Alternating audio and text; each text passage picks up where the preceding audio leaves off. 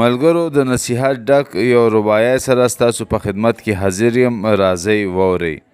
وای من یازېږه په ژوندون د دې دنیا، په ارمان لاړو کارون د دې دنیا، او تصور کې که په ټول عقل تمام کړي پوی به نشي په سمون د دې دنیا. او شمار نه وتی بادشاهان لاړل دنیا نه، پاتې نشو افلاطون ته دې دنیا. او د مرګي د لاسه ډېر کورونه وران شول، ته تر څو به مجنون ته دې دنیا. او وی ای د غرور په کشتی ناسته خبردار شه، عاقبت به شي بیرون ته دې دنیا.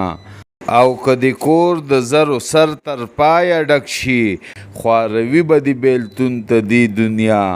نو وی د تقوا څادر کې پټ شه عبدالودوده، چې په غوږو باندې واو نري لمسون ته دې دنیا.